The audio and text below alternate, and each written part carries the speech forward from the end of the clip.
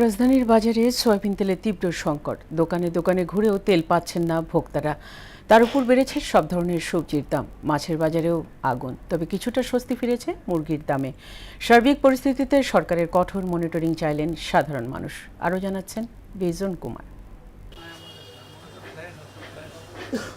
গেল এক মাস ধরে দুশ্চিন্তার নাম সয়াবিন তেল। হঠাৎ দামে উত্তাপ, কখনো আবার বাজার থেকেই উধাও। দু একদিনের ব্যবধানে রাজধানীর বাজারগুলোতে আবারও দেখা দিয়েছে সংকট।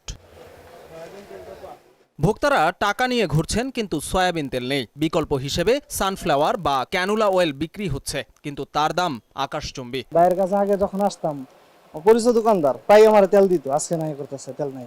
দোকানদারগুলো ইচ্ছাকৃতভাবে কিছু প্রাইস করে রাখছে, মানে ওই যুদ্ধের কথা বলে। মোহাম্মদপুর বাজারের ব্যবসায়ীরা বলছেন, চাহিদা অনুযায়ী সয়াবিন তেল পাচ্ছেন না তারা। 10 কার্টুনের বিপরীতে মিলছে অর্ধেকেরও কম। বুঝতে বিগত এক মাস যাবত আমরা পাইতেছি না। খুব সংকট দেখাচ্ছে। মাঝে মাঝে আসে বলতেছে যে হয়তো আমার প্রয়োজন হচ্ছে 10 কার্টন বা 2 কার্টন নিতে পারেন। আবার 60 টাকার নিচে কোনো সবজি কিনতে পারছেন না ভোক্তারা। কাকরোল 140, শসা 120, করল্লা ও পেঁপে 80, টমেটো 70, বেগুন 100 থেকে 120 টাকায় বিক্রি হচ্ছে। ফলে জীবনযাত্রার অন্যান্য ব্যয় মেটাতে খাদ্য তালিকা সীমিত করতে বাধ্য হচ্ছেন ক্রেতারা। প্রত্যেকটা দামই 10 থেকে 20 টাকা করে দাম বেশি আছে গত সপ্তাহ বা তার আগের সপ্তাহ থেকে। আগে আমরা 500 টাকা যদি বাজার করতাম, ধরে নেন 100 টাকা ব্যাগ নিয়ে যাইতে পারতাম। এখন আমি 1000 টাকায় বাজার আমি ব্যাগ ফুল করতে পারতেছি না।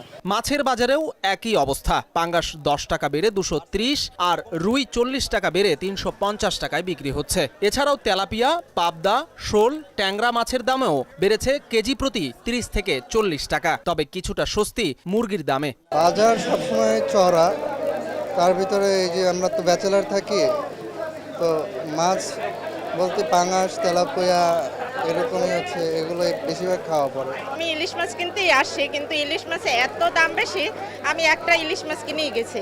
ব্যবসায়ীরা বলছেন, নদীর মাছের দাম বেড়েছে। মাছের দাম স্বাভাবিকই আছে, তেমন মাছের দাম বাড়ে নাই। এর মধ্যে দেশীয় চাষের মাছটা ছাড়া যেগুলো নদীর মাছ, এগুলো একটু দাম বাড়তি। নিত্যপণ্যের দাম নিয়ন্ত্রণে সরকারের কঠোর নজরদারি চাইলেন সাধারণ মানুষ। বিজন কুমার, মোহনা সংবাদ, ঢাকা।